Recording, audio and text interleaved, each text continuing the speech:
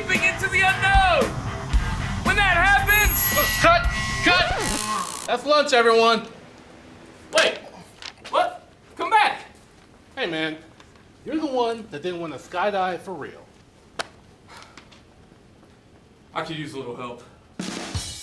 The mathematical habits of mind nurture stronger, more skilled mathematicians. Applying the habits of mind enables math to be the common factor that unites us all. We are here at the McLaughlin Air National Guard Base, the headquarters of the West Virginia Air National Guard. These brave men and women are highly trained to respond to state and national emergencies. Today, we are focusing on mathematical habit of mind 2, reason abstractly and quantitatively. The Lockheed Martin C-130J-30 Super Hercules is a versatile 4-engine military transport aircraft originally designed for troop transport, medevac, and cargo missions. It is capable of operating from rough dirt strips and airdropping troops and equipment into hostile areas. To help us understand how the West Virginia Air National Guard reasons abstractly and quantitatively, please welcome our very special guests, Instructor Pilot Major Shawn Porter and Instructor Loadmaster Tech Sergeant Emily Knight. Thanks for having me. Awesome. We're so excited you're here with us today. So Shawn, could you talk to us about the missions of the C-130s here at the West Virginia Air National Guard? Sure. So the mission is specific to the West Virginia Air National Guard. It's fourfold. So the first would be air-land.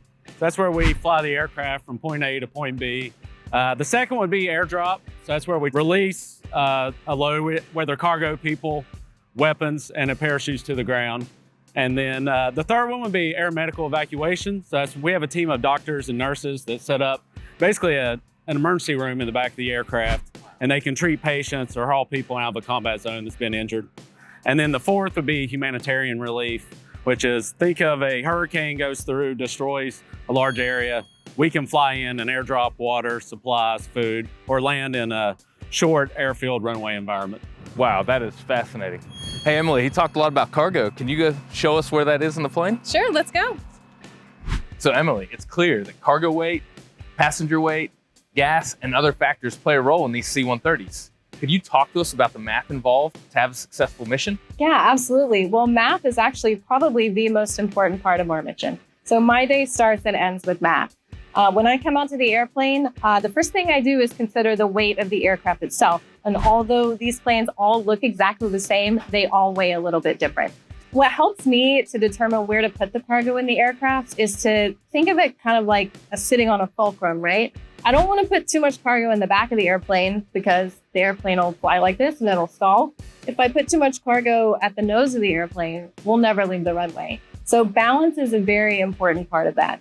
But what's special about the C-130 is the cargo you take off with is not always the cargo that you land with, right? Because we airdrop a lot of that cargo. So part of my job is to consider the cargo that we're going to lose during the plane and whether or not we need to move it around while we're flying, which sometimes we have to do.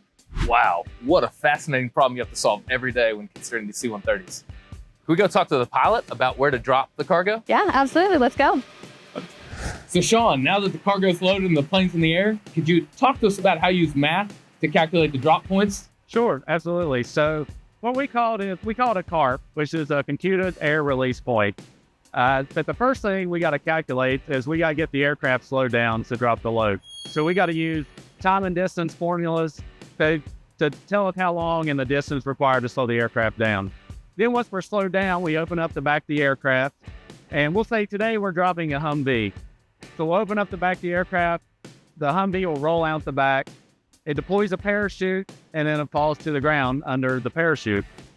So that is called our CARP. So we get that calculation by taking into account our altitude above the ground, the forward throw, so once it goes out the aircraft, how far it travels forward before it's under a canopy, and then the total time of fall it takes it to hit the ground.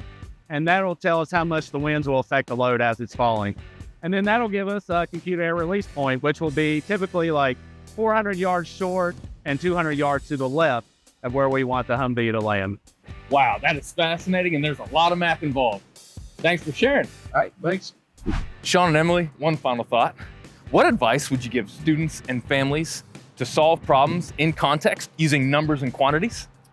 Tim, I guess the best advice I would give when a student or parent is faced with a complex problem or a difficult math problem, for example, is to don't try to solve it all at once. All right, so break it up into pieces. Same thing we do when we're planning or executing a mission. We don't try to plan or fly the whole mission all at once. We break it up into smaller segments and pieces. So do the same thing with the math problem. Solve those smaller problems, gain some momentum, and then those will add up to where you can solve the final problem as a whole. That's fantastic advice. I think what Shawn said about breaking things up is super important.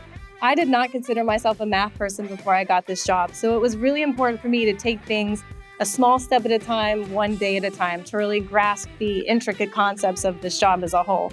And we're a team here, so don't be afraid to utilize the knowledge and experience of those around you if you need help. Awesome. That is such fantastic advice. Thank you for joining us today. Thanks for having me. Thanks for having me.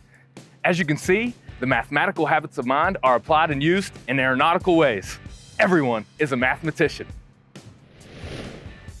Join us next time as we continue to explore the connections between math and the world around us. We are all math people when we nurture our skills and recognize the common factors. Let's unite with numeracy.